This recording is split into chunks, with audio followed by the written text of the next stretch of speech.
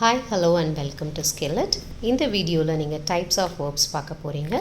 Previous வீடியோஸில் நீங்கள் parts of speech and types of nouns பார்த்தீங்க. ஸோ இந்த வீடியோவில் டைப்ஸ் ஆஃப் வேர்ப்ஸ் பார்க்கலாம். இது வரைக்கும் பார்க்காதவங்க இந்த சேனலில் நீங்கள் அந்த ப்ரீவியஸ் வீடியோஸை நீங்கள் பார்த்து கற்றுக்கலாம். So types of verb. So வேர்ப்னாலே எல்லாருக்குமே தெரியும். Verb is a word that shows an action. Already நம்ம கற்றுக்கிட்டோம் இதை. வேர்ப்னாலே ஒரு ஆக்ஷன் வேர்ட். ஸோ இங்கே types of verb 3 important types இருக்குது. First one is main verb. Main வேர்ப்னா என்ன? Shows the main action. For example write, play, dance, jump. So மெயினான ஒரு ஆக்ஷனை சொல்கிறது தான் இந்த main verb. So second type என்ன அப்படின்னு பார்த்தீங்கன்னா ஆக்ஸிலரி வேர்ப். ஆக்ஸிலரி வேர்ப்னா இந்த மெயின் வேர்ப்க்கு ஹெல்ப் பண்ணுற வேர்பை தான் ஆக்ஸிலரி வேர்ப் அப்படின்னு சொல்கிறோம். இதில் 3 ஃபார்ம்ஸ் இருக்குது. ஒன் வந்து be form of verbs, next is the do form of the verbs, and next is the have form. So சின்னதாக ஒரு டிப்ஸ் சொல்லணும்னா டூனா டி வச்சு ஸ்டார்ட் ஆகுது அப்படின்னு மைண்டில் ஞாபகம் வச்சுக்கோங்க. Do, does, did. So do, does வந்து நம்ம ப்ரெசன்டென்ஸ்க்கு யூஸ் பண்ணுறோம், டிட்டை பாஸ்ட் டென்ஸ்க்கு யூஸ் பண்ணுறோம். ஹேவ் ஃபார்ம் ஆஃப் வேர்ப்னா ஹெச் வச்சு ஸ்டார்ட் ஆகுது. Have, has, had. இங்கேயும் ஹேஸும் ஹேவ் ப்ரெசன்டென்ஸ்க்கு யூஸ் பண்ணுறோம், ஹேட் வந்து பாஸ்ட் டென்ஸ்க்கு யூஸ் பண்ணுறோம். அண்ட் சிங்குலருக்கும் ப்ளூரலுக்கும் எதை யூஸ் பண்ணுறோம் அப்படிங்கிறதையும் நம்ம பார்த்துக்கலாம். ஸோ பி ஃபார்ம் வந்து ஆம், இஸ், ஆர், வாஸ், வேர். இங்கேயும் இஸ்ஸும் வாஸும் ப்ரெசன்ட் டென்ஸ் அண்ட் பாஸ்ட் டென்ஸ்க்கு சிங்குலருக்கு யூஸ் பண்ணுறோம். ஆர், வேர் வந்து பாஸ்ட் டென்ஸ்க்கு யூஸ் பண்ணுறோம் அண்ட் ப்ரெசன்ட் டென்ஸ்க்கு யூஸ் பண்ணுறோம், பட் ப்ளூரல் ஃபார்முக்கு யூஸ் பண்ணுறோம். So next is the modal verbs. Modal verbs are also a helping verb that express ability, possibility, permission, necessity or advice. அதாவது can, could. நான் present and past சேர்த்து கொடுத்துருக்கிறேன். can, could, may, might, shall, should, will, would, must, ought to. So இதெல்லாம் modal verbs அப்படின்னு சொல்லுவோம். So 3 important types of verb அப்படின்னு பார்த்தா first thing is main verb. மெயினான ஒரு ஆக்ஷனை சொல்கிறது. play, jump, dance, etc.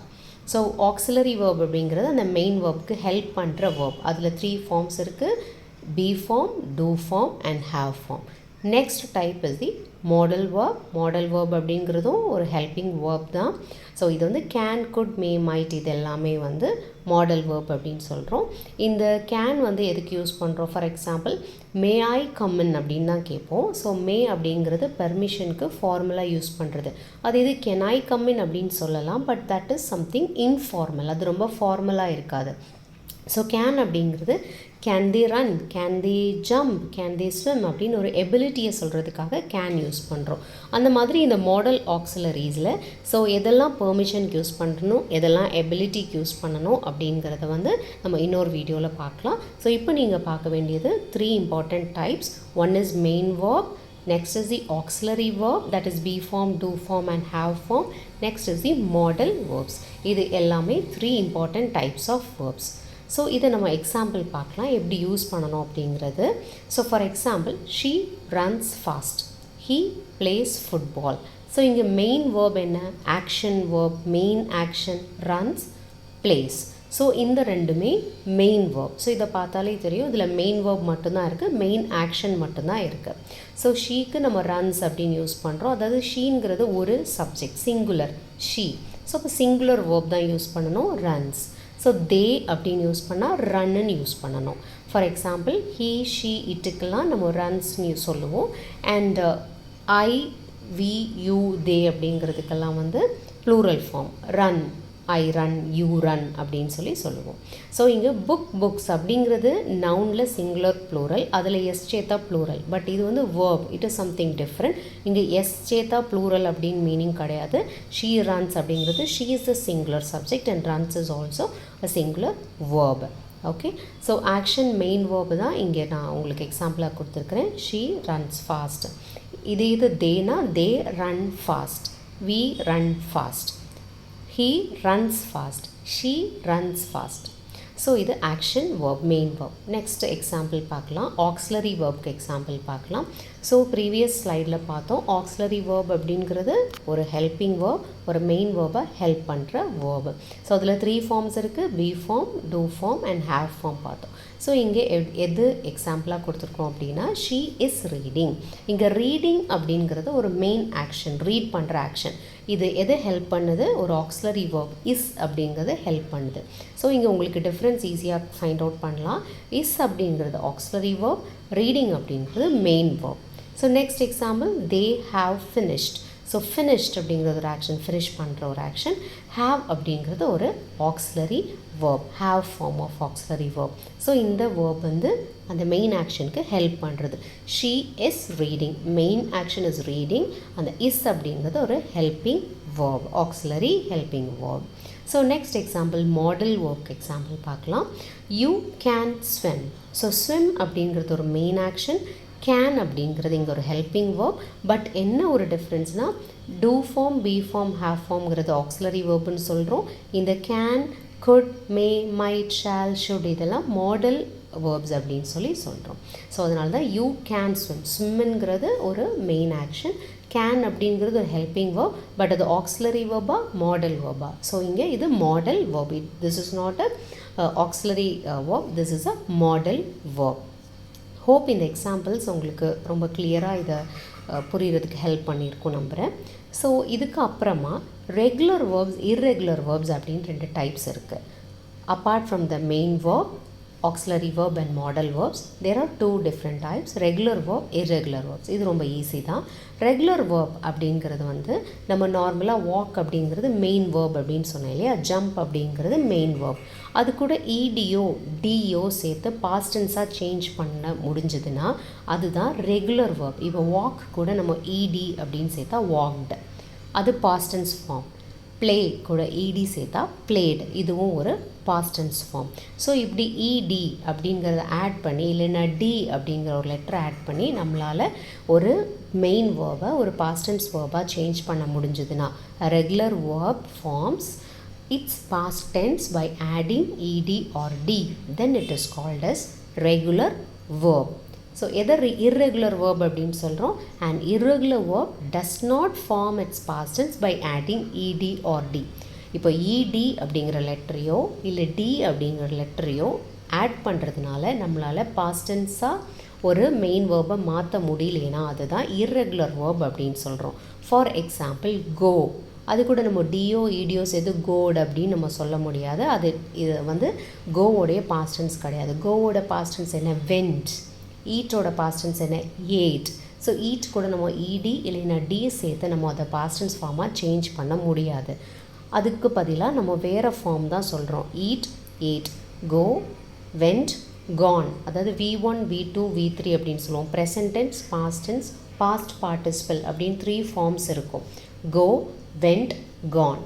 So இந்த கோ கூட நம்ம இடியோ டிஓ ஆட் பண்ணி நம்மளால் past tense ஃபார்ம் சேஞ்ச் பண்ண முடியாது. அப்போ இது irregular verbs. அது இது ரெகுலர் வேர்ப்ஸ்னால் வாக் கூட இடி சேர்த்து நம்ம சேஞ்ச் பண்ண முடியுது, வாக்டு அப்படின்னு. ஸோ இடி ஆர் டி சேர்த்து நம்மளால் ஒரு மெயின் ஆக்ஷன் மெயின் வேர்பை past tense-ஆ சேஞ்ச் பண்ண முடிஞ்சதுன்னா அது ரெகுலர் வேர்ப்.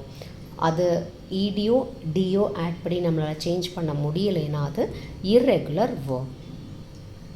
நெக்ஸ்ட் டைப் என்னென்னா transitive verb and intransitive verb அப்படிங்கிறது இருக்குது. இந்த ட்ரான்சிட்டிவ் வேர்ப் இன்ட்ரான்சிட்டிவ் வேர்ப் அப்படிங்கிறத நிறைய பேர் நிறைய கன்ஃபியூஸ் பண்ணுவீங்க. ஸோ இதுவும் ஈஸியாக கற்றுக்கலாம். ஃபார் எக்ஸாம்பிள் நான் டைரெக்டாக உங்களுக்கு எக்ஸாம்பிளே சொல்லித்தரேன். She bought a book. இங்கே ஷீ அப்படிங்கிறது ஒரு சப்ஜெக்ட், பாட் அப்படிங்கிறது ஒரு வேர்ப் அண்ட் புக் அப்படிங்கிறது ஒரு object. Subject, verb, object. So இங்கே she bought a book. So எப்போவுமே ஒரு சென்டென்ஸில் ஒரு ஆப்ஜெக்ட் தேவைப்படுது அப்படின்னா needs and object to complete a meaning. She bought வாட்டுக்கு ஆன்சர் கொடுக்குறது தான் இந்த object. She bought a book. Next example, he kicked the ball. So he kicked what? He kicked the ball.